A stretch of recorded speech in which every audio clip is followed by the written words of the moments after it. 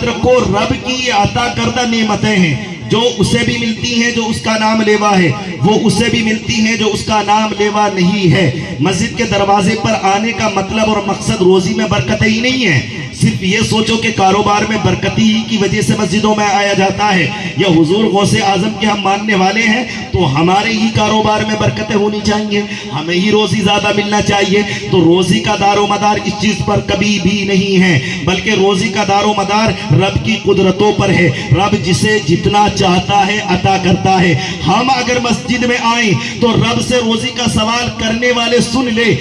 मस्जिद में रोजी का सवाल करने की जरूरत नहीं है, मस्जिद में तो रब को राजी करने की जरूरत है। अगर रब राजी हो गया ना तो ये दुनिया तो जैसे तैसे है गुजर जाएगी, ये दुनिया तो फानी है। और मैं इंशाअल्लाह चाहूंगा कि वो अशआर पर कर जाऊं, और वो अशआर इसलिए पढ़े जाते हैं, इसलिए मैं पढ़ने की कोशिश करूंगा ताकि हम समझे तो जिस दुनिया की रंगीनियों में हम खोए हुए हैं, जिस दुनिया की रंगीनियों में हमने अक़वाले हसना को भुला दिया है, वो से आजम के फैजान हम पर कैसे आएंगे? जब ही आएंगे जब हम हुजूर गौसुल आजम के अक़वाले हसना पर अमल करेंगे। हम उनकी करामतों, हम उनके अक़वाले हसना अगर हम उनका मुताला करें, समझे ना।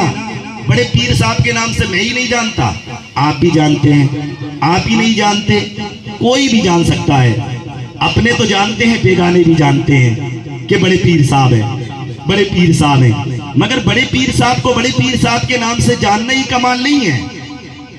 उनकी जिंदगी में जो उन्होंने किया है, आज हमारे वाजों का मामला देखिए, ये जो मैं कर रहा हूं ना, ये तरीका है हुजूर गौसुल आजम भी है।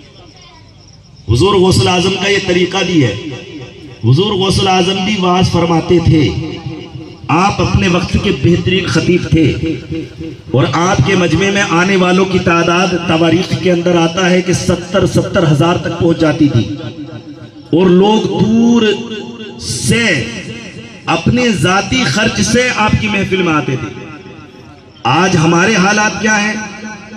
और जब महफिल में लोग बैठ जाते ना, और अंदाजा देखिए हुजूर गौसे आजम का कि कोई दिल में कुछ भी लेकर बैठा, हुजूर गौसे आजम को रब ने वो कमाल अता किया था कि आप उनके दिल के हालात को जान जाते थे, और उस दिल के हालात को जानने की जो रब ने आपको फजीलत अता फरमाई थी, उन्हीं दिलों की बातों में से एक बात मैं आपके सामने पेश करूंगा। हुजूर गौसुल आजम शेख अब्दुल कादिर जिलानी